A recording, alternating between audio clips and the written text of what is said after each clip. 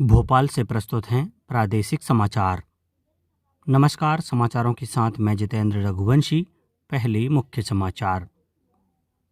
लोकसभा और राज्यसभा विधानसभाओं में महिलाओं को 33% आरक्षण देने वाले कानून को 2029 से लागू करवाने के लिए संसद का बजट सत्र 3 दिन बढ़ाया गया। देश भर में पेट्रोल, डीजल और एलपीजी की कोई कमी नहीं। आपूर्ति 53% से बढ़कर 90% हुई। और मुख्यमंत्री डॉक्टर यादव ने जिला कलेक्टर्स को ओलावृष्टि से हुए नुकसान का त्वरित आकलन करने के दिए निर्देश। अब समाचार विस्तार से।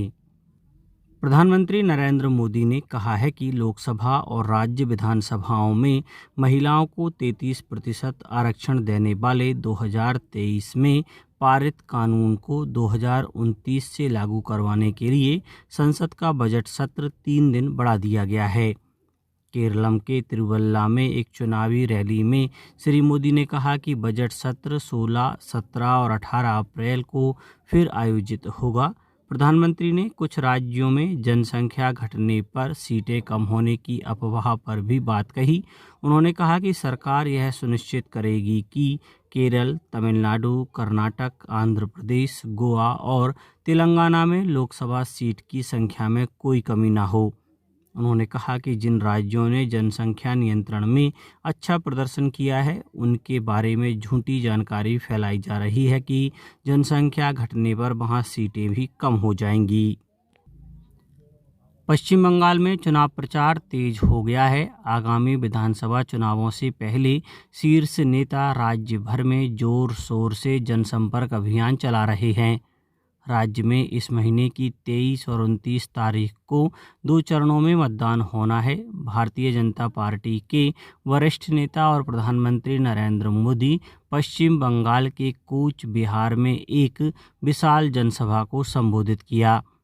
उधर तृणमूल कांग्रेस अध्यक्ष और राज्य की मुख्यमंत्री ममता बनर्जी पार्टी उम्मीदवारों के समर्थन में पश्चिम बंगाल के विभिन्न हिस्सों में रैलियों को संबोधित कर रही हैं। कांग्रेस, वामपंथी और अन्य राजनीतिक दल राज्य भर में जनसभाओं के माध्यम से प्रचार अभियान चला रहे हैं। मुख्यमंत्री डॉक्टर मोहन यादव ने प्रदेश के विभिन्न जिलों में हुई आंधी, बारिश और ओलावृष्टि के संबंध में कहा है कि किसान भाई चिंता न करें। संकट की इस घड़ी में राज्य सरकार किसानों के साथ है।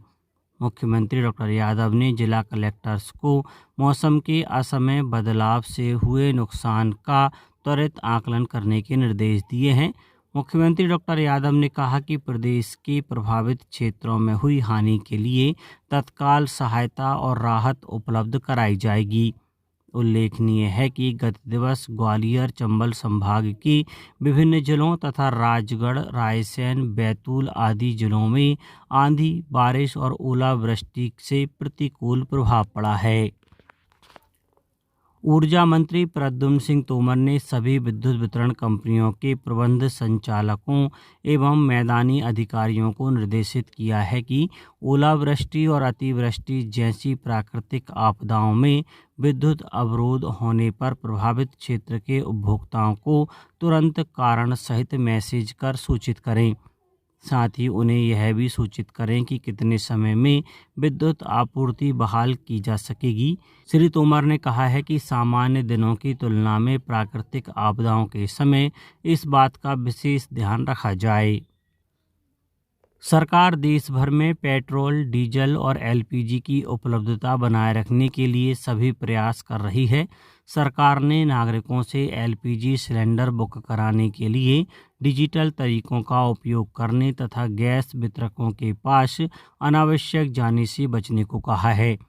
तेल और प्राकृतिक गैस मंत्रालय ने कहा है कि फरवरी 2025 से एलपीजी आपूर्ति 53% से बढ़कर 90% हो गई है।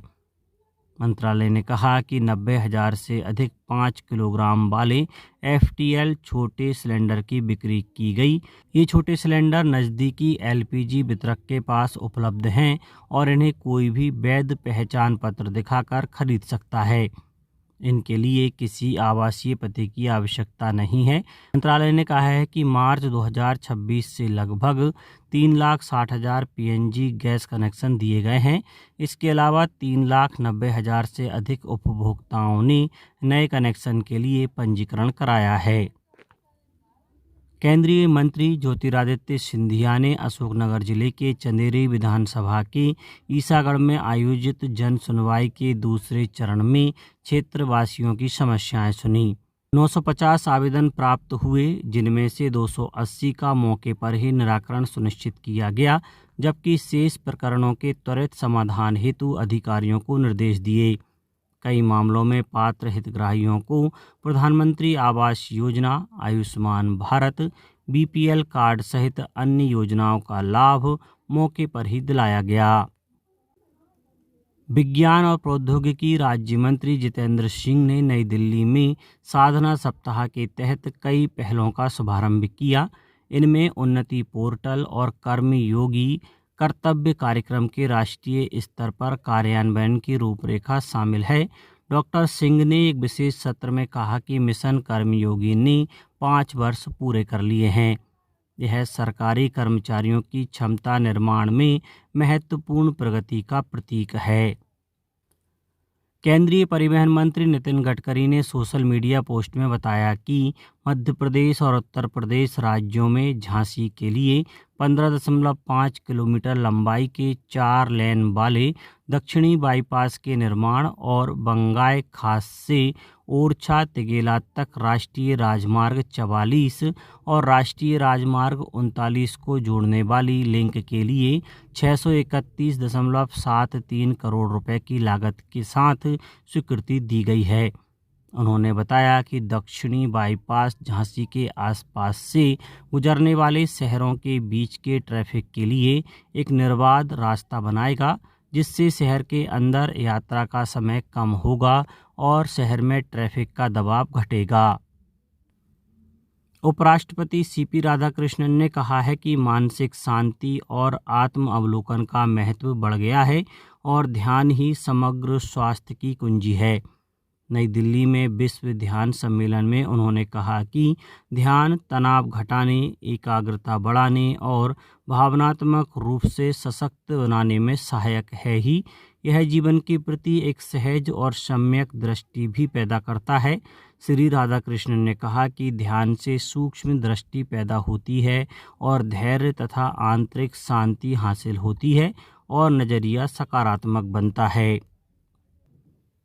प्रधानमंत्री नरेंद्र मोदी ने कहा है कि भारत की समुद्री विरासत में इस क्षेत्र से जुड़े सभी लोगों का अमूल्य योगदान है।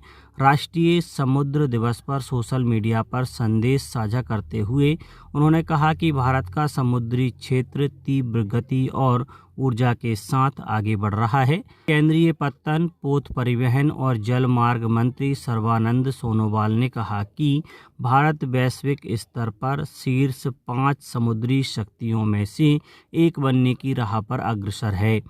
श्री सोनोवाल ने भारत के समुद्री क्षेत्र में हो रहे परिवर्तन का भी जिक्र किया।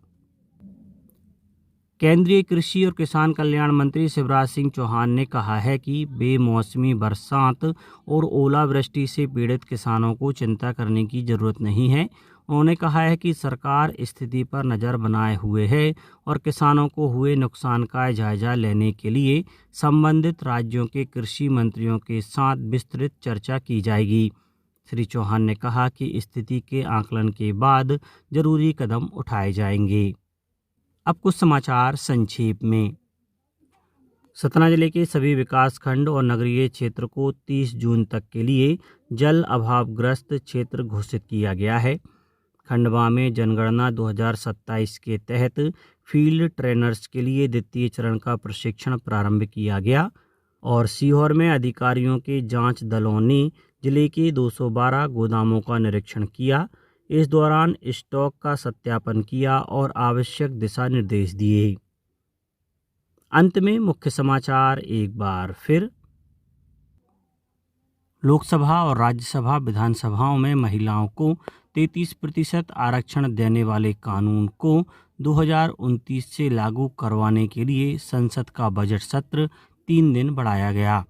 देश भर में पेट्रोल, डीजल और एलपीजी की कोई कमी नहीं, आपूर्ति 53% से बढ़कर 90% हुई। और मुख्यमंत्री डॉक्टर यादव ने जिला कलेक्टर्स को ओलावृष्टि से हुए नुकसान का त्वरित आकलन करने के दिए निर्देश।